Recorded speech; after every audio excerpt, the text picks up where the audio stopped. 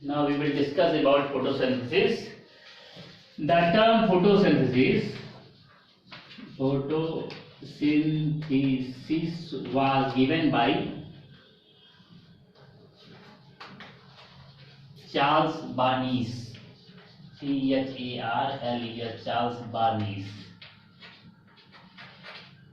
an American botanist in 1893. Term photosynthesis किसने दिया? Charles Barnes साहब ने दिया 1853 में। Photosynthesis Sir Jan Ingenhousz is known as father of photosynthesis. Is known as father of photosynthesis.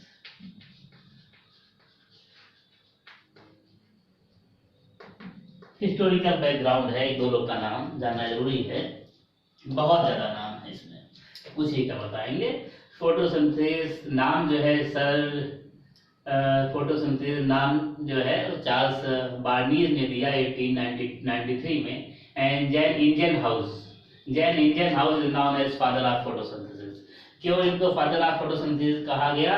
Because Jan Ingenhousz told that sunlight is essential for the process of photosynthesis. इन्होंने बताया, इन्होंने एक flask लिया और flask के अंदर एक हाइड्रोफिटिक plant डाल दिया, कोई भी हाइड्रोफिटिक प्लांट इसके अंदर डाल दिया, पत्ती वाला कोई भी प्लांट, हाइड्रोफिटिक प्लांट इसके अंदर एक फ्लास्क के अंदर डाल दिया। और हाइड्रोफिटिक प्लांट जब इसके अंदर सनलाइट इसके ऊपर पड़ा तो इसके अंदर से बबल्स आ रहे थे, ऑक्सीजन के बबल्स निकल रहे थे ऑक्सीजन के। तो जो बबल्स निकल रहे थे उन्होंने बताया कि sunlight is essential for the process of photosynthesis, hence he is known as father of photosynthesis. बड़ी आसान सा चीज की है, आज डेट में बहुत बड़ी चीज नहीं है, बड़ा आसान है, लेकिन उनको उस समय उन्होंने इस चीज के बारे में बताया कि ये फोटोसिंथेसिस परफॉर्म कर रहे हैं, hence he is known as father of photosynthesis. Third is Priestley साहब ने प्रिस्टले ने बताया that plants restore in the atmosphere all that substances which are taken in by the breathing animals and the burning of candle. फिर से बोलो, Presley साहब ने ये बताया कि जो बर्निंग कैंडल है, कैंडल को जलने के लिए जो चीज की जरूरत है वो प्लांट छोड़ता है, और एनिमल को ब्रीथ करने के लिए जिस चीज की आवश्यकता होती है उसको रिस्टोर करता है प्लांट एटमॉस्फेयर में। Plant restore in the atmosphere all those substances which are essential for the burning of candle and breathing of animal. तो प्रिस्टले ने क्या कहा? Plants restore the substances in the atmosphere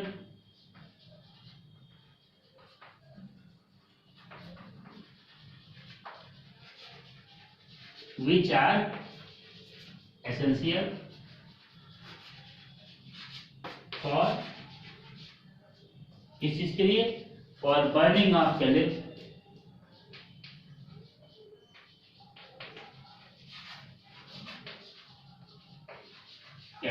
and breathing of animal.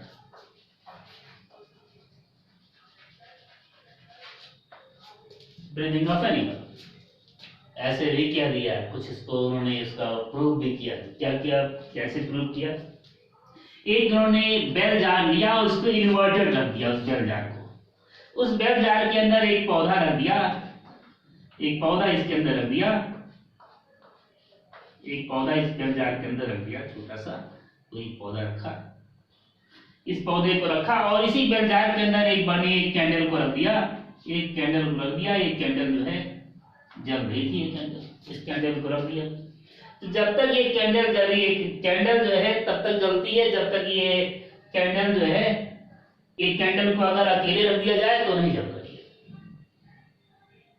अगर अकेले रख दिया जाए जलती नहीं है। लेकिन ये जो है अगर दोनों के साथ रखा जाता है तो पौधा भी सूखता नहीं है और कैंडल भी लगातार जलती रहती है। तो मतलब ये ऑक्सीजन छोड़ रहा है, ये ऑक्सीजन लेकर के उसको कार्बन डाइऑक्साइड बना करके फिर छोड़ रहा है। कार्बन डाइऑक्साइड इसका काम रहा है, म्यूचुअलिज्म हो रहा है, कार्बन डाइऑक्साइड छोड़ता है तो ये ले रहा है, फोटोसिंथेसिस परफॉर्म कर रहा है और फिर ये इससे ऑक्सीजन ले रहा है। दूसरा चीज इन्होंने एक काम किया, breathing of animal, inverted bell jar लिया और इन्वर्टेड बेल जार में यही चीज सब कुछ यही है। इसके जगह पर इन्होंने एक माउस को ले लिया, इन्होंने एक माउस को ले लिया, एक माउस को इसी में डाल दिया। माउस ने जो है कार्बन डाइऑक्साइड इससे लिया, ऑक्सीजन छोड़ा, कार्बन डाइऑक्साइड लिया, ऑक्सीजन छोड़ा, कार्बन डाइऑक्साइड इसने ये जो है कार्बन डाइऑक्साइड ले रहा, ऑक्सीजन छोड़ा और इस ऑक्सीजन को इसने ले लिया। ये कार्बन डाइऑक्साइड छोड़ रहा है, ये कार्बन डाइऑक्साइड छोड़ रहा है, ऑक्सीजन छोड़ रहा है, तो दो के दोनों लंबा समय तक चलेंगे। तो ये जो है उन्होंने कहा we are told that plants restore the substances in the atmosphere which are essential for the burning of candle। उन्होंने कहा कि ऑक्सीजन छोड़ रहा है, उन्होंने वही चीज छोड़ता है जो कि कैंडल के बर्निंग के लिए जरूरी है और एनिमल को सांस लेने के लिए जरूरी है। अब हम लोग जानते हैं कि वो क्या है, ऑक्सीजन है। तो नेक्स्ट सैक्स, एक फोर्थ एक नाम और है जिनका नाम है सैक्स, SACHS, सैक्स साहब ने कहा कि plants produce glucose during photosynthesis, plants produce glucose during photosynthesis, plants produce glucose during photosynthesis, photosynthesis lead up. Next about the site of photosynthesis, where the photosynthesis occurs.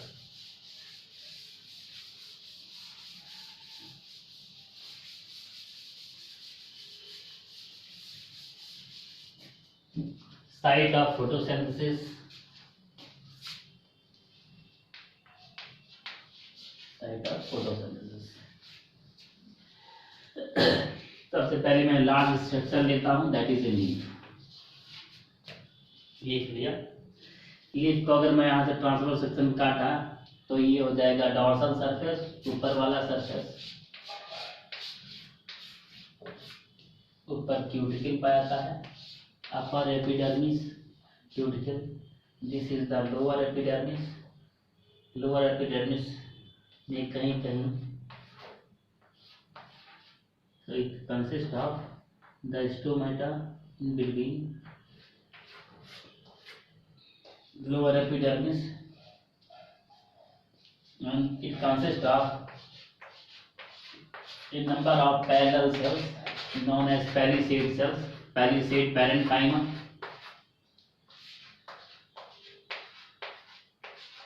palisade parenchyma, and it also consists of loose cells known as spongy parenchyma. In between there is vascular bundle, बीच में कहीं पर vascular bundle पाया जाता है। In between consist of vascular bundle. तो कुल मिलाकर मैं ये कहना चाहता हूँ, ऊपर वाला अगर मैं उसका टीएस काटूं तो ऊपर वाला सर्फेस जो है ये ऊपर वाला अपर एपिडर्मिस हो गया, अपर एपिडर्मिस फिगर बनाती रही है, और नीचे वाला लोअर एपिडर्मिस, एपिडर्मिस, और ऊपर एपिडर्मिस के आगे क्यूटिकल, क्यूटिकल, और यहाँ पर पैरेलल सेल्स हैं, ये पैरेलल सेल्स हैं, इनको बोलेंगे palisade parenchyma,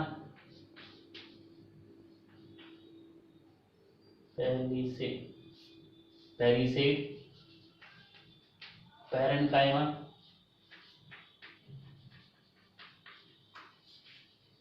and this is the spongy parenchyma, yes, spongy parenchyma.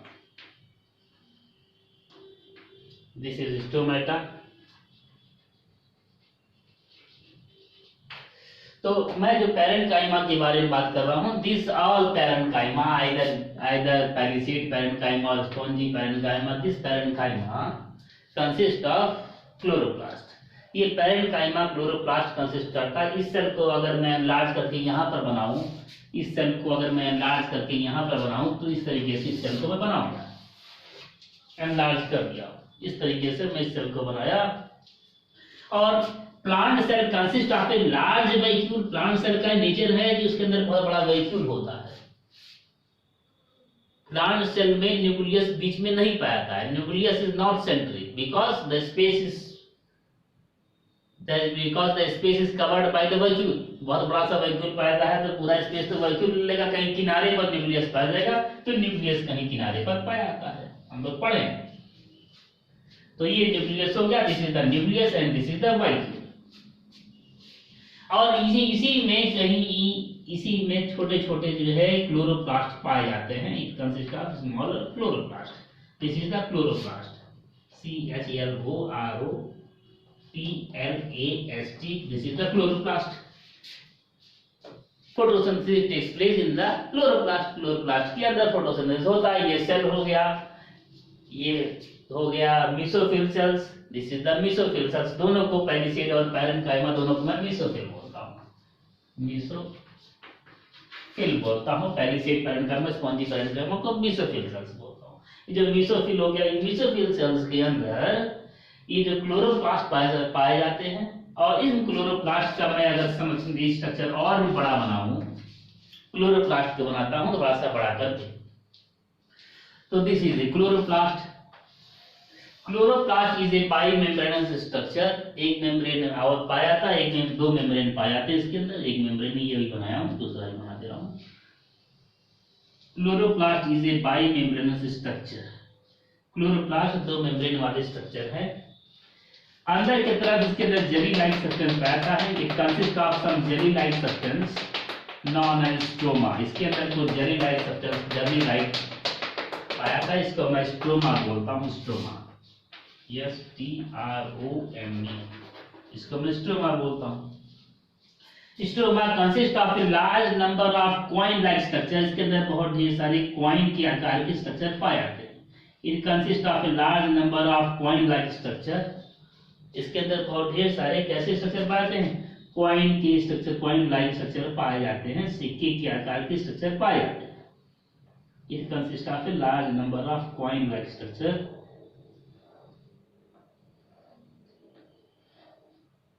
And each coin is arranged one upon other. एक के ऊपर एक कॉइन इसके अंदर पड़ा हुआ है। This one coin is known as grana. एक कॉइन को, कॉइन लाइक स्ट्रक्चर जो है उसको मैं ग्रेना बोलता हूँ, GRANA, ग्रेना। और थाइलोकॉइन,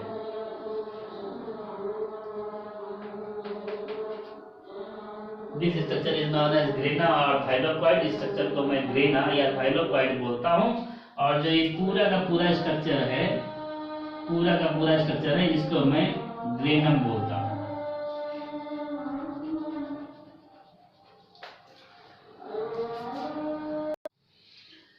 granum.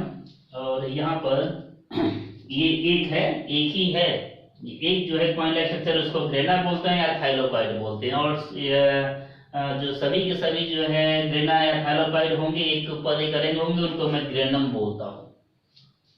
And granum consists of some tube-like structure which is arranged to the inner cell wall, जो कि inner wall से अटैच होते हैं। inner membrane structure जो है, जो बाइमेम्ब्रेनस है, inner membrane structure जो होंगे उससे अटैच होते हैं। These are attached to the inner membrane structure। ये inner membrane structure से अटैच होते हैं। These are attached with the inner membrane structure।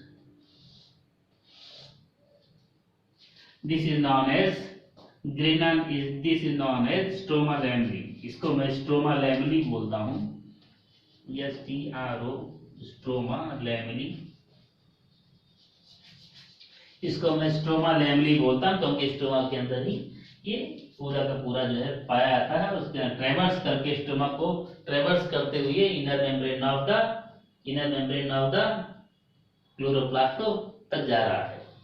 The chloroplast also consist of some circular DNA, इसके अंदर कुछ सर्कुलर डीएनए पाया जाता है, सर्कुलर डीएनए पाया जाता है। It also consist of some ribosomes, इसके अंदर कुछ राइबोसोम्स भी पाए जाते हैं। It also consist of some ribosomes, इसके अंदर कुछ राइबोसोम्स भी पाए जाते हैं। It also consist of some ribosomes, इसके अंदर राइबोसोम्स भी पाए जाते हैं। अब मैं यहां तक आया कि एक लीफ है, उसके अंदर तमाम पॉलीसेड सेल पाएंगे, स्पॉन्जी मेसोफिल सेल्स पाए जाएंगे, और जो मेसोफिल सेल्स होंगे वो जो है क्लोरोप्लास्ट कंसिस्ट करेगा। क्लोरोप्लास्ट के स्ट्रक्चर ये है, इसके अंदर ग्रेनम पाया जाएगा, ग्रेना पाया जाएगा और स्ट्रोमा पाया जाएगा। ग्रेना के अंदर फोटोसिंथेसिस के दो रिएक्शन होते हैं। फोटोसिंथेसिस के दो रिएक्शन होते हैं, एक लाइट रिएक्शन, दूसरा dark reaction. Light reaction takes place in the thylakoid cell, इस थाइलोकॉइड सेल के अंदर लाइट रिएक्शन होगा, या थाइलोकॉइड सेल के अंदर इसके अंदर लाइट रिएक्शन होता है, and dark reaction takes place in the stroma. Dark reaction किस में होगा? स्ट्रोमा में होगा, और लाइट रिएक्शन थाइलोकॉइड सेल के अंदर होता है। तो अब थाइलोकॉइड सेल के अंदर लाइट रिएक्शन होता है और स्ट्रोमा के अंदर डार्क रिएक्शन होता है, इतना याद होना चाहिए। तो थाइलोकॉइड सेल का स्ट्रक्चर मैं लिखता हूं, एक थाइलोकॉइड सेल को थोड़ा सा बड़ा करके यहां बनाता हूं। This is a thylakoid cell. Thylakoid, this is thylakoid, not cell, this is thylakoid. Thylakoid is also a bimembranous structure. Thylakoid भी bimembranous structure होते हैं। Thylakoid is also bimembranous structure. अंदर की तरफ जो स्पेस होगा उसको मैं ल्यूमेन बोलता हूँ, lumen. Inner space is known as lumen. और जो bimembranous स्ट्रक्चर होता है इसके बीच में पिगमेंट्स पाए जाते हैं। It consist of pigments. इसके अंदर, इसके बीच में तमाम पिगमेंट्स पाए जाते हैं, इसके बीच में तमाम पिगमेंट्स पाए जाते हैं। पिगमेंट्स कहां पर पाए जाते हैं? थाइलोकॉइड सेल बाइमेम्ब्रेनस होता है। थाइलोकॉइड जो होते हैं, थाइलोकॉइड आर बाइमेम्ब्रेनस, और जो दोनों मेम्ब्रेन के बीच में तमाम पिगमेंट्स पाए जाते हैं। अंदर की तरफ वाला स्पेस जो होता है उसको ल्यूमेन बोलते हैं। अब मैं इसके बारे में, इसके अंदर जो है फोटोसिंथेसिस में जनरली नेसेसिटी किन चीजों की होती है? सबसे पहले फोटोसिंथेसिस में सबसे पहले पिगमेंट्स की जरूरत होती है। पिगमेंट मतलब क्लोरोफिल वगैरह की। पिगमेंट्स की आवश्यकता होती है। दूसरा लाइट की, सनलाइट की आवश्यकता होती है। दूसरा सनलाइट की। तीसरा कार्बन डाइऑक्साइड एंड वाटर की आवश्यकता होती है। तो इन तीन सभी चीजों की आवश्यकता होती है। सबसे पहले we will discuss about the pigment. सबसे पहले पिगमेंट्स के बारे में बात करेंगे।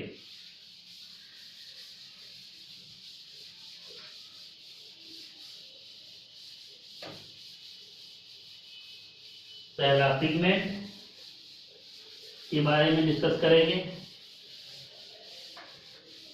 Pigment is of three types.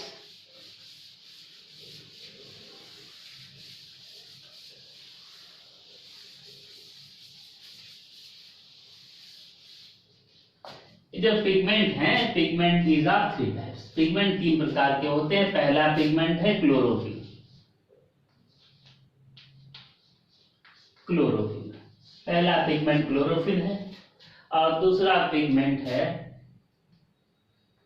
Carotenoids. दूसरा पिगमेंट कैरोटीनॉइड्स, और तीसरा pigment phycobilins.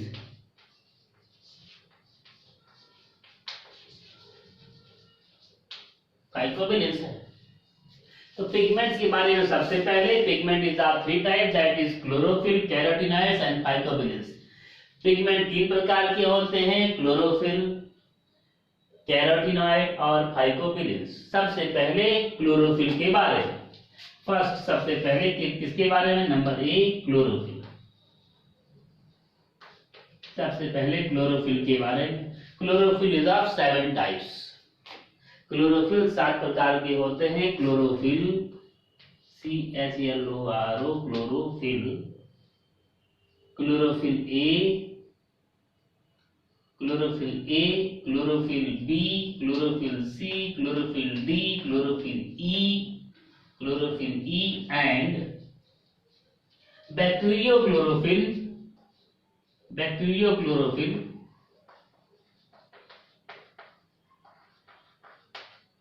Bacteriochlorophyll and बैक्टीरियोविरिडिन।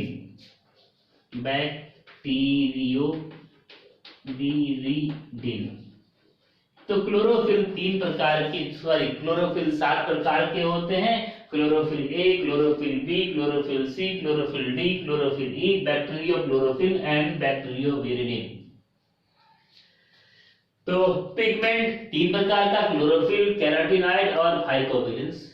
Pigment 3 प्रकार का, क्लोरोफिल, कैरोटीनॉइड्स और फाइकोबिलेंस 3 प्रकार के होते हैं। सबसे पहले क्लोरोफिल के बारे में बात करते हैं। Chlorophyll is of 7 types. They are chlorophyll A, B, C, D, E and bacteriochlorophyll and bacterioviridin.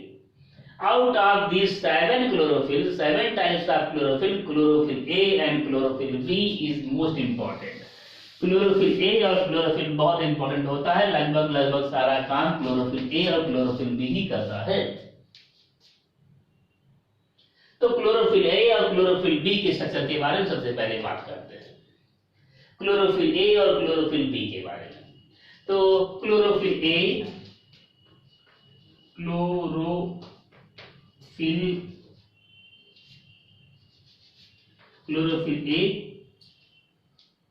और chlorophyll B.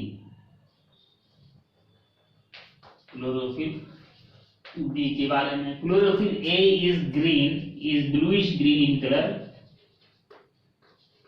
bluish green in color and chlorophyll B is yellowish green in color.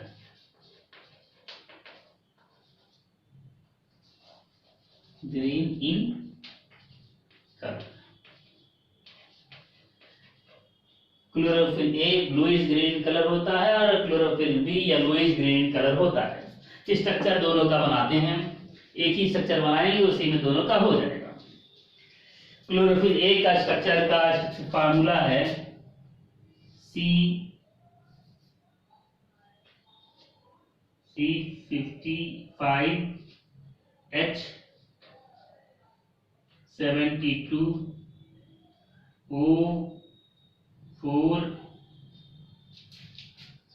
O5N4Mg और chlorophyll B का formula है C55H70O6N4Mg। याद करना पड़ेगा, लगभग है, थोड़ा सा चेंज है। क्यों चेंज है मैं बताता हूँ, स्ट्रक्चर बना रहा हूँ। The structure is more or less same but there is some a little bit variation, थोड़ा सा वेरिएशन है। Chlorophyll is divided into 2 parts. Chlorophyll जो है, क्लोरोफिल ए 2 पार्ट में बने होते हैं, chlorophyll A and chlorophyll B both. Chlorophyll A और क्लोरोफिल बी दोनों 2 पार्ट के बने होते हैं, एक पोरफायरिन हेड और दूसरा फाइटोल टेल। ये जो है 2 तरीके के बने हो, 2 चीजों के बने होते हैं। पोरफायरिन हेड पहला हो गया PHOR pyrene, PHYRIN porphyrin head, और टेट्रापायरॉल हेड पोरफायरिन हेड और टेट्रापायरॉल हेड, इसी को बोलते हैं TETRAL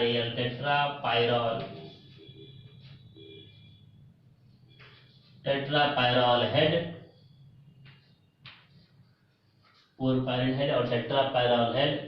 और दूसरा फाइटोल साइड चेन, पहला हो गया हेड और दूसरा phytol PHYTOL phytol side chain, यह साइड चेन।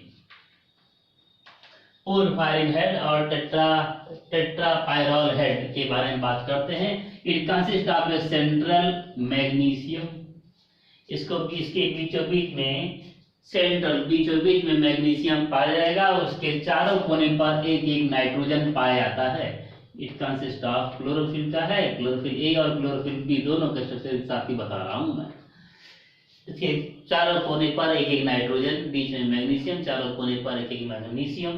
टेट्रापायरॉल, और एक बेग मैग्नीशियम से पायरॉल रिंग जुड़ा होता है, it consist of pyrrole ring. This consist of, एक पायरॉल हो गया हेड में, टेट्रा मतलब 4 पायरॉल रिंग पाया जाएगा, टेट्रा पायरॉल हेड। तो टेट्रा मतलब 4 पायरॉल हेड पाया जाएगा। दूसरा पायरॉल, तीसरा पायरॉल और 4th पायरॉल, ये 4 पायरॉल पाया जाता है। तो इस ये हेड हो गया, this is tetra pyrrole head. Head consist of 4 pyrrole ring, head consisting of 4 pyrrole ring, इस hence it is known as tetra pyrrole head. तो ये tetra pyrrole head number 1, tetrapyrrole ring 2, tetrapyrrole ring 3 and this is tetrapyrrole ring 4। Tetrapyrrole ring 4 है। इसके अंदर जो tetra pyrrole ring है, इसके अंदर carbon number 1, carbon number 2, carbon number 3, carbon number 4, carbon number 5, carbon number 6 and carbon number 7, carbon number 8 carbon पाया। This is pyrrole ring. ये कौन सा रिंग है? Pyrrole ring, PYROL pyrrole ring. ये pyrrole ring है ये पायरॉल रिंग। और इसके किनारे, और ये जो तीसरा वाला पायरॉल रिंग है, तीसरे वाले पायरॉल रिंग से पायरॉल रिंग पर एक रिंग और पाता है जिसको बोलते हैं cyclopentanone. This is known as cyclopentanone. Cyclo, CYCLO, cyclopentanone, PENTANONE, cyclopentanone, इसको मैं बोलता हूं। कौन से cyclopentanone is attached with which pyrrole ring? Cyclopentanone is attached with the 3rd pyrrole ring. Cyclopentanone 3rd pyrrole ring से जुड़ती है। Cyclopentanone attached with the 3rd pyrrole ring and इसका कार्बन यहां पर हो गया 8, यहां कार्बन नंबर 9, कार्बन नंबर 10। ठीक। और जो पोजीशन कार्बन नंबर 7 है, कार्बन 1 2 3 4 5 6 7, कार्बन नंबर 7 से 20 कार्बन को कंसिस्ट करने वाला एक साइड चेन है जिसको मैं बोलता हूं, नीचे चला गया और भी आगे बढ़ता हुआ 20 कार्बन को कंसिस्ट करने वाला साइड चेन है जिसको मैं बोलता हूं फाइटॉल साइड चेन। इस चेन को मैं बोलता हूं कौन सा side chain? Phytol side chain. नीचे गया 20 पूरा कंप्लीट गया, 20 कार्बन, 20 कार्बन वाला साइड चेन है जिसको मैं बोलता हूं फाइटॉल साइड चेन। इसको मैं बोलता हूं phytol, PHYTOL, phytol side chain. इसको मैं साइटॉल साइड चेन बोलता हूं और इसको मैं टेट्रा पायरॉल हेड बोलता हूं, है ना? टेट्रा पायरॉल हेड मैं बोलता हूं। This is known as tetra pyrrole head and this is known as phytol side chain. Tetra pyrrole head 4 pyrrole ring consist करने वाला है टेट्रा पायरॉल हेड और ये फाइटॉल साइड चेन। एक चीज, यहां तक का स्ट्रक्चर क्लोरोफिल ए और क्लोरोफिल बी दोनों का एक जैसा होता है। क्लोरोफिल ए में, in chlorophyll a at the position at the carbon number 3, carbon number 3 से मेथिल अटैच होता है। क्लोरोफिल ए में मेथिल अटैच होगा, क्लोरोफिल ए में मेथिल अटैच होगा। और क्लोरोफिल बी में मेथिल नहीं अटैच होगा, क्लोरोफिल बी में CHO aldehyde group chlorophyll B में अटैच होगा। इसीलिए यहां पर 2 कार्बन कम हो गया, क्लोरोफिल बी में 2 कार्बन में 2 हाइड्रोजन कम हो गया।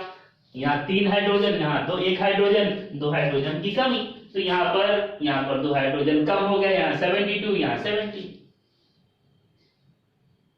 नहीं।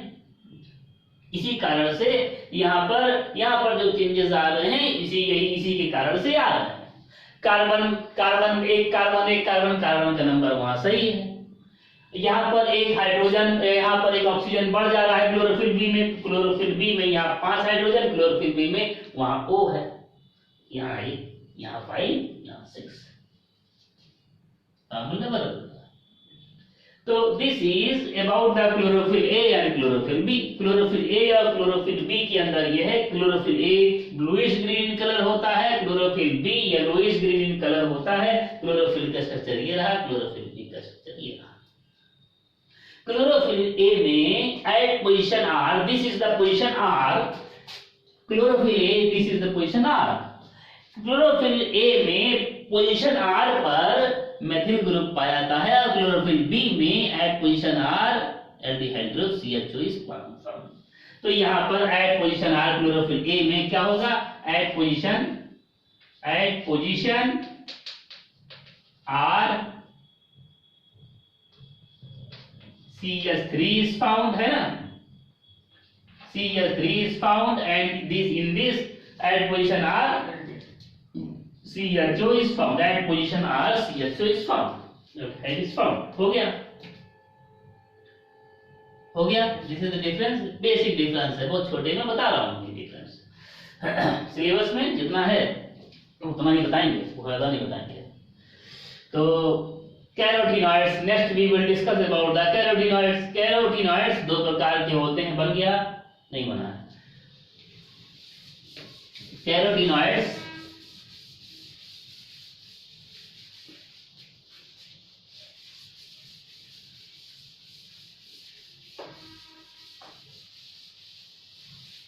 नेक्स्ट कैरोटीनॉइड्स, दूसरा हो गया कैरोटीनॉइड्स।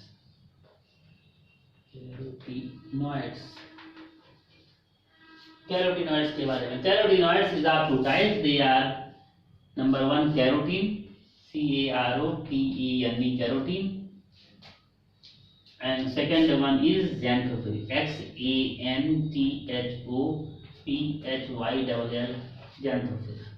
कैरोटीन का फार्मूला है C40H56 और ज़ैंथोफिल का फार्मूला है C40H56 and O2। Carotene is orange in colour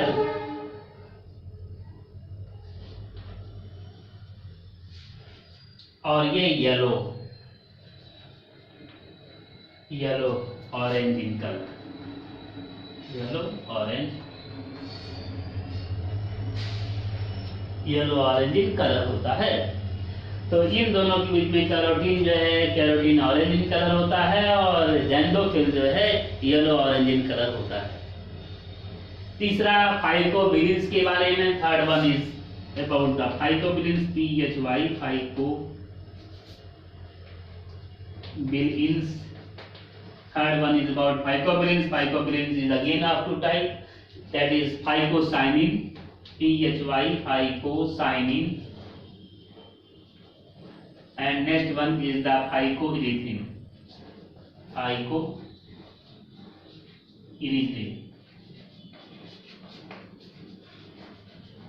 phycosanin and phycoerythrin तो होता है। phycosanin is purple in color, and phycoerythrin is red। erythrin मतलब यहाँ से रेड, erythrin मतलब erythrocyte, blood reddish in colour होता है, तो उसी से इसका नाम ड्राइव किया गया है red in colour, because it is red and it is known as phycoerythrin. तो ये फाइकोएरिथ्रिन हो गया। तो now we will discuss about the pigment. Now we will discuss कर चुके हैं किसके बारे में, पिगमेंट के बारे में। अब डिस्कस करेंगे दूसरा सनलाइट के बारे में। सनलाइट के बारे में, visual light consist of 7 colours विद जियो। विजुअल लाइट 7 कलर्स का बना हुआ होता है। वो 7 कलर कौन कौन सा होता है, विद जियो।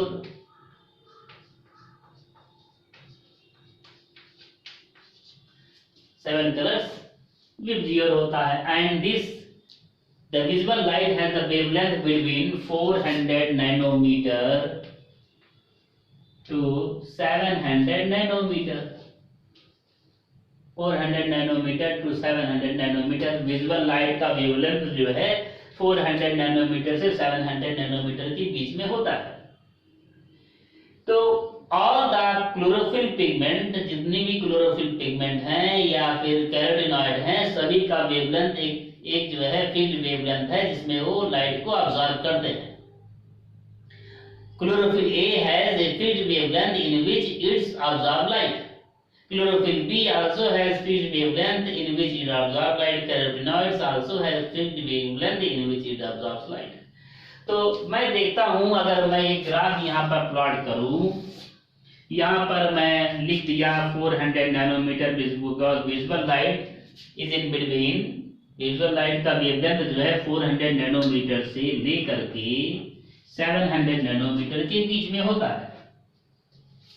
इसी के बीच में जो है डिफरेंट कलर्स पाया जाएगा, तो 400, 500, 600 नैनोमीटर हो गया। तो ये विब्जियोर VIBGYOR,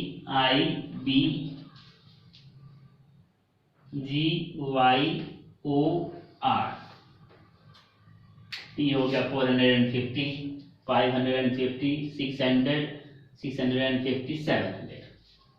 इस तरीके से इनका डिफरेंट वेवलेंथ है, ठीक है। विब्जियोर ये इनका जो है ये नैनोमीटर में है, नैनोमीटर में है। वेवलेंथ इन नैनोमीटर वेवलेंथ है। अगर मैं क्लोरोफिल ए रख लूं, क्लोरोफिल ए के बारे में बात करूं, तो क्लोरोफिल ए का absorption of light,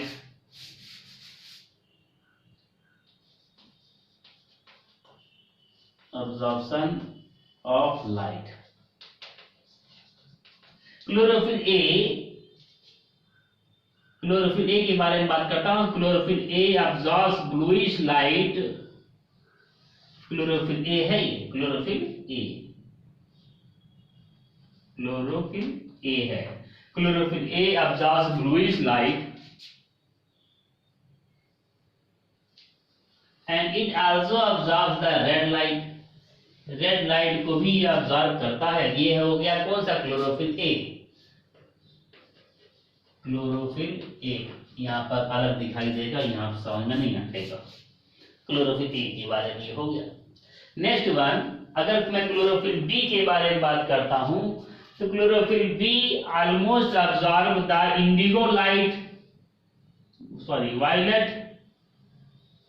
chlorophyll B violet light को, chlorophyll B absorbs violet light and it also absorbs the blue light. Chlorophyll B violet light को अब्सॉर्ब करता है और ब्लू लाइट को अब्सॉर्ब करता है और रेड लाइट को भी अब्सॉर्ब करता है। तो ये क्लोरोफिल बी है। ये कौन सा? इन वायलेट को अब्सॉर्ब करता है, ब्लू को अब्सॉर्ब करता है और रेड को अब्सॉर्ब करता है। और क्लोरोफिल ए कौन से पिगमेंट को अब्सॉर्ब करता है, कौन से लाइट को अब्सॉर्ब करता है? It absorbs the blue light and red light. Blue and red light को absorb करता है। क्लोरोफिल ए सभी लाइट को नहीं अब्सॉर्ब करता है। जो विजुअल लाइट होता है 7 रंगों का बना हुआ होता है, इनमें से ये क्लोरोफिल ए सिर्फ ब्लू लाइट को अब्सॉर्ब कर रहा है। यहाँ पर देख रहे हैं, यहाँ पर ब्लू लाइट को अब्सॉर्ब कर रहा है और यहाँ पर देख रहे हैं रेड लाइट को अब्सॉर्ब कर रहा है, व्हाइट वाला। दूसरा क्लोरोफिल बी वायलेट लाइट को अब्सॉर्ब करता है और ब्लू लाइट को अब्सॉर्ब करता है और रेड लाइट को भी अब्सॉर्ब करता है। क्लोरोफिल बी ये 3 लाइट को अब्सॉर्ब करता है, लेकिन इंटेंसिटी अब्सॉर्प्शन का ज्यादा किसका है? क्लोरोफिल ए का। तीसरा, अगर मैं कैरोटीनॉइड्स के बारे में बात करूं, third one about the carotenoids. अगर मैं कैरोटीनॉइड्स के बारे में बात करूं, तो कैरोटीनॉइड्स का अब्जॉर्प्शन ब्लू होता है। Carotenoid absorbs blue light. Carotenoids blue light को अब्जॉर्ब करता है, ब्लू लाइट को ज्यादा अब्जॉर्ब करता है और कुछ ग्रीन लाइट को भी अब्जॉर्ब करता है, somewhat green light, blue and green light. तो कैरोटीनॉइड्स जो होते हैं, कैरोटीनॉइड्स कौन कौन से लाइट को अब्जॉर्ब करते हैं? Blue light and green light. तो कैरोटीनॉइड्स, ये हो गया कैरोटीनॉइड्स। कौन कौन से? Blue and green light absorb करते हैं, ब्लू एंड ग्रीन लाइट, ठीक है।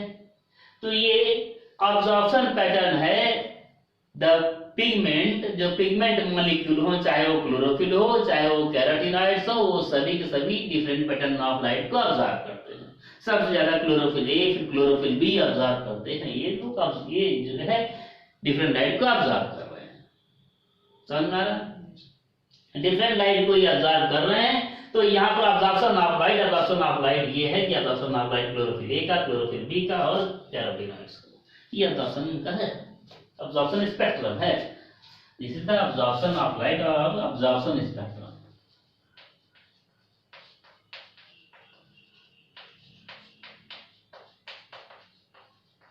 ऑब्जर्प्शन स्पेक्ट्रम है।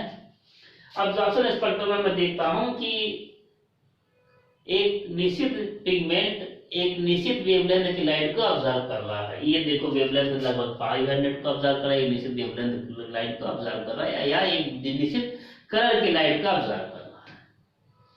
ये मैं देखता हूं। इमर्शन साहब ने देखा, एक इमर्शन है, इमर्शन EMER, इमर्शन साहब ने देखा कि जितना ही लाइट ऑब्जर्व होता है उतना ही ज्यादा फोटोसिंथेसिस होता है। Emerson told that the rate of absorption of light is directly proportional to the rate of photosynthesis and the rate of oxygen involved.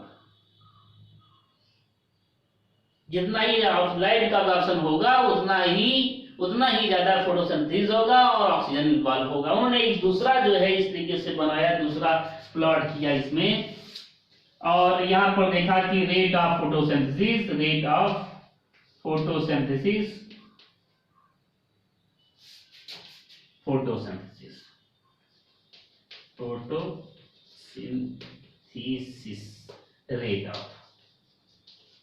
rate of photosynthesis and rate of oxygen evolved।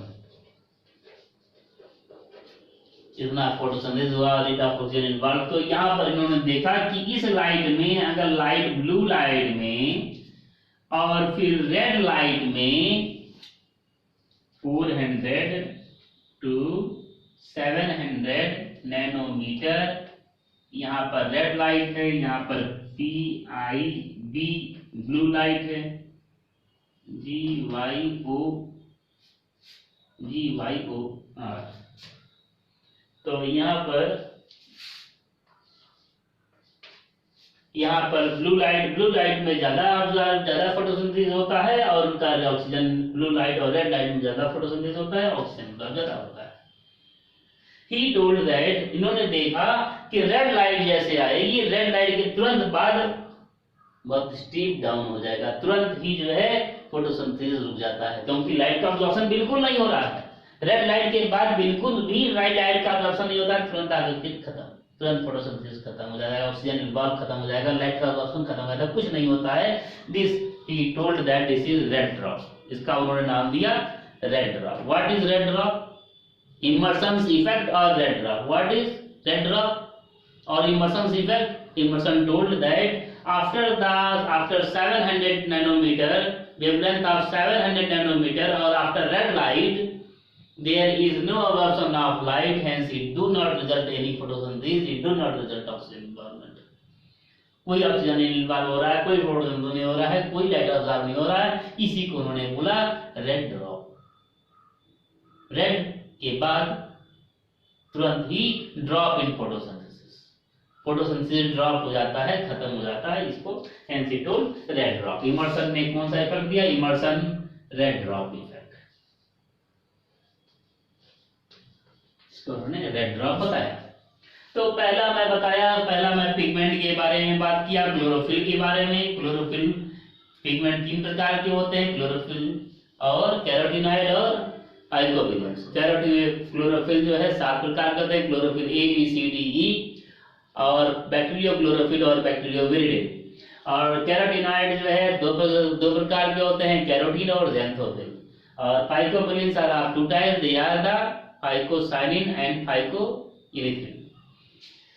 और sunlight के बारे में, sunlight visible light consist of 7 colours in the wavelength between 400 nanometer to 700 nanometer.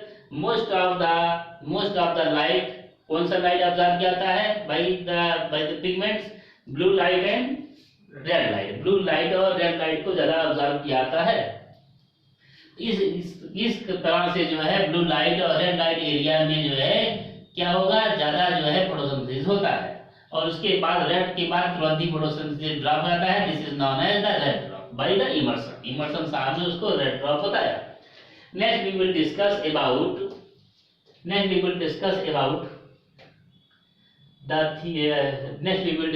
The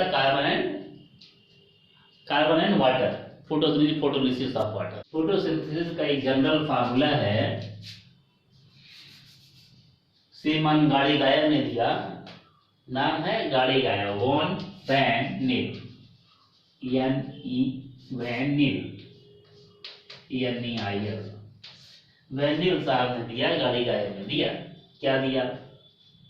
इन्होंने कहा कि जब carbon dioxide water से react करता है तो ग्लूकोज बनाता है। मैं बैलेंस फार्मूला नहीं लिख रहा हूं, CH2ON मतलब ग्लूकोज बनाता है एंड ऑक्सीजन बनाता है। वैनिल साहब ने बताया, इसको बैलेंस कर लेंगे, CO2 6H2O gives out 6H12O6O2।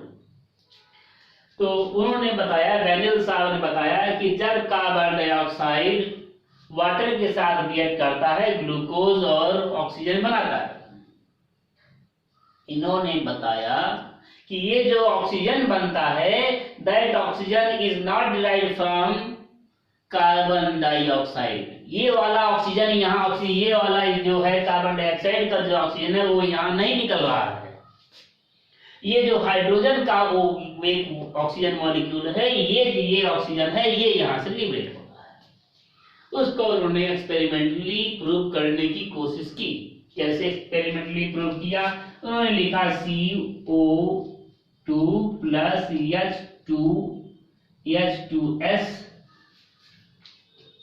Oxygen यहाँ पर H2S लिख दिया और बताया कि यहाँ पर CH2ON प्लस क्या हो जा रहा है, प्लस H2 निकल रहा है। तो उन्होंने कहा कि यहाँ पर वाटर के जगह पर अगर मैं सल्फर डाल दे रहा हूं तो यहाँ पर H2 निकलता है। उन्होंने एक्सपेरिमेंटली इसको प्रूव किया। इसके बाद जो है श्रीमान पहाड़ साहब थे, मिस्टर हिल, रॉबर्ट हिल थे। रॉबर्ट हिल साहब ने एक एक्सपेरिमेंट परफॉर्म किया। कौन सा एक्सपेरिमेंट परफॉर्म किया? He took a test tube लिया, उस टेस्ट ट्यूब के अंदर कुछ क्लोरोप्लास्ट डाल दिया। कोई सेल नहीं डाला, सेल के अंदर से क्लोरोप्लास्ट को रिमूव करके डाल दिया। It was cell free medium, no cell at all. उन्होंने सेल का सिर्फ क्लोरोप्लास्ट उस पानी के अंदर डाला। एक पानी लिया और पानी के अंदर सेल का क्लोरोप्लास्ट डाला। क्या चीज डाला? पानी के अंदर, ये पानी है, पानी के अंदर क्लोरोप्लास्ट सेल का डाल दिया। क्लोरोप्लास्ट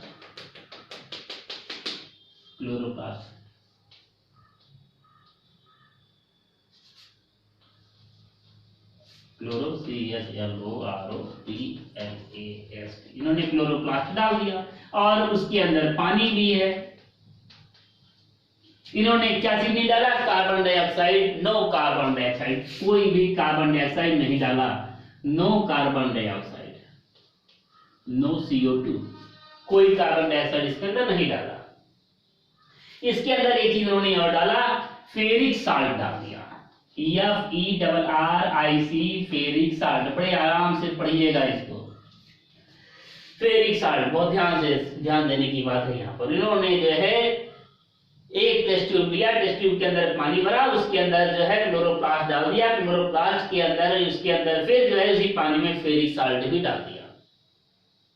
और कुछ देर के बाद उन्होंने जब इसको सनलाइट में रख दिया, तो सनलाइट के अंदर जब इसको रखा तो देखा कुछ देर के बाद इससे ऑक्सीजन इवॉल्व होना चालू हो जाता है। ऑक्सीजन निकलना, बबल्स बन करके ऑक्सीजन, बबल्स बन करके ऑक्सीजन निकल रहा है। ऑक्सीजन बबल्स बना और बबल्स बनने के बाद ऑक्सीजन निकला बाहर। कार्बन डाइऑक्साइड नहीं है।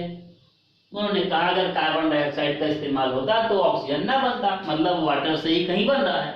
तो उन्होंने बताया एक चीज, दो चीजें होती हैं, दो इवेंट होते हैं इसके अंदर। एक तो ऑक्सीजन निकलता है और दूसरा फेरिक साल्ट कन्वर्ट हो जाता है।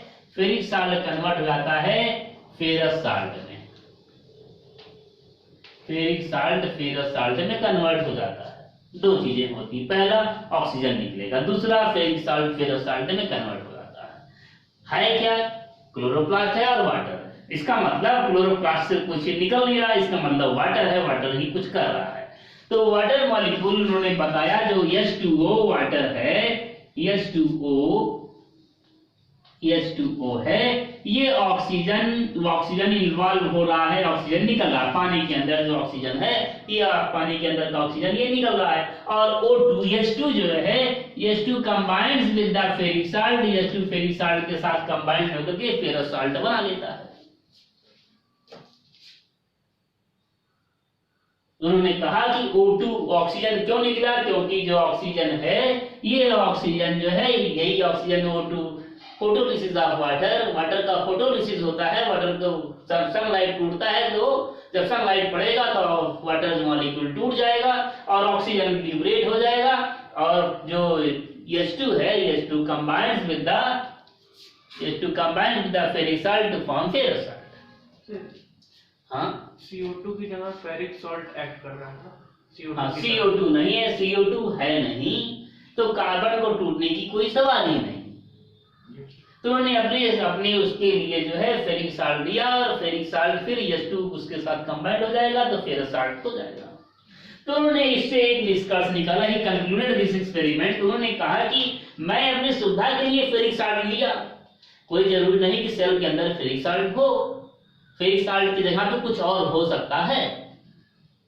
उन्होंने कहा कि ये जो प्रोटॉन है, ये जो H2 है, H2 किसी और से कंबाइंड होगा, मतलब ऑक्सीजन तो निकलता है, ऑक्सीजन तो लिबरेट होगा, photolysis of when the photolysis of water takes place, then the oxygen is liberated, oxygen निकलेगा। लेकिन जो H2 बचा है, H2 किसी के साथ बाइंड करता। मैं यहाँ पर उन्होंने जो है हिल साहब ने फेरिक साल्ट ले गया था, तो उसने H2 मिल गया फेरिक साल्ट के साथ में और फेरस साल्ट बना लिया। लेकिन सेल के अंदर तो फेरिक साल्ट नहीं पाता है, तो वहां पर कोई उसका H2 ये हाइड्रोजन का कोई एक्सेप्टर होगा वहां पर। He assumed that hydrogen acceptor, उन्होंने हाइड्रोजन एक्सेप्टर का नाम दे दिया A, सबसे आसान पहला अल्फाबेट, उन्होंने नाम दे दिया A। नाम नहीं मालूम था कि कोई हाइड्रोजन का एक्सेप्टर होगा, उनको नहीं मालूम था कि हाइड्रोजन का एक्सेप्टर है कौन, तो उन्होंने उस हाइड्रोजन के एक्सेप्टर का नाम A दे दिया। तो उन्होंने एक रिएक्शन बनाया, उन्होंने लिखा 2H2O plus 2A gives out, क्या बनाता है? 2AH2 plus O2। तो उन्होंने ये दे दिया 2 हाइड्रोजन मॉलिक्यूल के साथ में, 2 वाटर मॉलिक्यूल के साथ में 2 जो है हाइड्रोजन एक्सेप्टर, ये इसको उन्होंने ए बताया। ये हाइड्रोजन को जो एक्सेप्ट कर रहा है वो ए है, 2 हाइड्रोजन एक्सेप्टर रहेगा, तो जो है उसके साथ में ये इसके फेरिक साल्ट में हाइड्रोजन एक्सेप्टर है, ये मान लो ये हाइड्रोजन एक्सेप्टर है, उसके साथ 2 H2 जुड़ जाएगा। एक मॉलिक्यूल में 2 H2 जुड़ रहा है तो 2 मॉलिक्यूल में 4 H2 जुड़ेगा, 2 मॉलिक्यूल, बात वही है। फिर ऑक्सीजन लिबरेट होगा, ऑक्सीजन लिबरेट होगा। दूसरे साहब हैं, इसके बाद पहले साहब ये हो गए मॉन्डिल, दूसरे साहब हो गए हिल, तीसरे साहब हो गए एनोन। ए का पता लगा, एनोन, इनका नाम है अर्नोन, एनोन नहीं अर्नोन, अर्नोन साहब हैं। अर्नोन साहब no A was known by Arnon. तो ए का पता लगाया अर्नोन साहब ने कहा ए ए क्या है, अर्नोन साहब ने बताया ए इज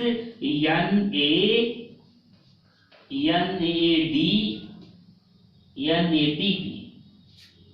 उन्होंने कहा ए क्या है, ए NADP है, A is NADP। Nicotinamide adenine dinucleotide phosphate क्या है, A nicotinamide adenine dinucleotide phosphate. उन्होंने कहा हाइड्रोजन का एक्सेप्टर कौन सा है, acceptor of hydrogen is nicotinamide adenine dinucleotide phosphate है। उन्होंने कहा इसको रिएक्शन को फिर से लिखा, एनोन साहब ने रिएक्शन को फिर से लिखा, 2H2O gives out A क्या है, NADPH2 2NADP, NADP है, NADP gives out, फिर ये क्या है 2, A क्या है NADPH2, NADPH2 प्लस O2। इन्होंने ये रिएक्शन दिया एनोन साहब ने, एनोन ने बताया एक का पता बताया कि ये है क्या। चौथे साहब हैं, fourth one is Ruben and Kamen. Ruben and Kamen इन्होंने एकदम से क्लियर कर दिया, इन्होंने एकदम से क्लियर कर दिया कि ऑक्सीजन निकलता कहां से है। Ruben and Kamen, Ruben RUBEN, Ruben and Kamen. Ruben and Kamen साहब ने क्लियर कर दिया कि ऑक्सीजन निकलता कहां से। उन्होंने एक रिएक्शन लिखा, उन्हें रूबेन एंड कामेन साहब ने यही रिएक्शन लिख दिया, यही रिएक्शन लिखा, CO2 plus H2O gives out क्या चीज, CH2O N प्लस O2। मैंने यही रिएक्शन लिखा। He took, Ruben and Kamen took radioactive isotope of oxygen. Radioactive isotope of oxygen, normal oxygen 16 होता है, उन्होंने एक 16 लिया और एक रेडियोएक्टिव आइसोटोप ऑफ ऑक्सीजन ले लिया, ऑक्सीजन 18। ऑक्सीजन 18 लिया हाइड्रोजन का, और जो वाटर मॉलिक्यूल में जो ऑक्सीजन था, ऑक्सीजन 18 था, वो 18 था, और जब ऑक्सीजन जो लिबरेट हुआ that is also oxygen 18, that is also 18। उन्होंने क्लियर कर दिया कि यही है जो निकल रहा है, फोटोलिसिस ऑफ वाटर। जो कार्बन डाइऑक्साइड का जो ऑक्सीजन है वो नहीं निकलता है, ऑक्सीजन वाटर मॉलिक्यूल के टूटने से जो उसका वाटर में जो ऑक्सीजन होता है वही निकलता है। उन्होंने दूसरे तरीके से इसी एक्सपेरिमेंट को किया, CO2 plus H2O gives out CH2O whole N plus O2। इन्होंने यहाँ पर इस बार यहाँ पर कार्बन वाला 18 ले लिया, और जो नॉर्मल जो वाटर का जो है नॉर्मल ले लिया, नॉर्मल ऑक्सीजन। यहाँ पर जो है 16 निकला, और रेडियो एक्टिव इसके अंदर रेडियो एक्टिव वाला चला गया। फिर उन्होंने कहा कि फिर से वही चीज प्रूव कर दिया। इन्होंने फिर से उसी चीज को प्रूव किया कि जो है कौन सा oxygen, oxygen is produced due to the photolysis of water, oxygen is produced due to the photolysis of water. इन सभी लोगों ने एक ही काम किया कि ऑक्सीजन कैसे बनेगा, due to the photolysis of water. Water के फोटोलिसिस से ही ऑक्सीजन का फॉर्मेशन होता है। तो इसको क्लियर करने के लिए कि यहाँ पर ऑक्सीजन, यहाँ पर वाटर मॉलिक्यूल NADPH2 से जुड़ रहा है, और यहाँ पर ऑक्सीजन मॉलिक्यूल, यहाँ पर वाटर मॉलिक्यूल कार्बन डाइऑक्साइड से जुड़ रहा है, वाटर मॉलिक्यूल कार्बन डाइऑक्साइड के साथ में, वाटर मॉलिक्यूल NADPH2 के साथ। इसको क्लियर करने के लिए पूरे फोटोसिंथेसिस को मैं दो स्टेप में लिख देता हूँ। H2 है, H2O का जब फोटोलिसिस हुआ, the very first photolysis of water takes place. सबसे पहला प्रोसेस है फोटोलिसिस में वाटर का फोटोलिसिस। वाटर टूट जाएगा, H2 टूट गया, और H2 कंबाइंड हो जाएगा किसके साथ में, NADP के साथ में कंबाइंड हो जाता है, और बनाएगा NADPH2 बना लेता है। यहाँ पर NADPH2 कार्बन डाइऑक्साइड के साथ में कहा जाएगा NADPH2 NADP में टूट जाएगा, NADPH2 NADP में टूट जाता है और ऑक्सीजन H2 फ्री हो जाएगा। H2 प्लस ऑक्सीजन का NADPH2 NADP में टूट जाता है और H2 में टूट जाता है, NADP और H2 में टूट जाता है। This H2 and carbon dioxide together forms glucose CH2O बना लेता है, ग्लूकोज बनाएगा and this is liberated in the form of oxygen. तो ये पूरा फोटोसिंथेसिस का 2 स्टेप में पूरा का पूरा एक्सप्लेनेशन है।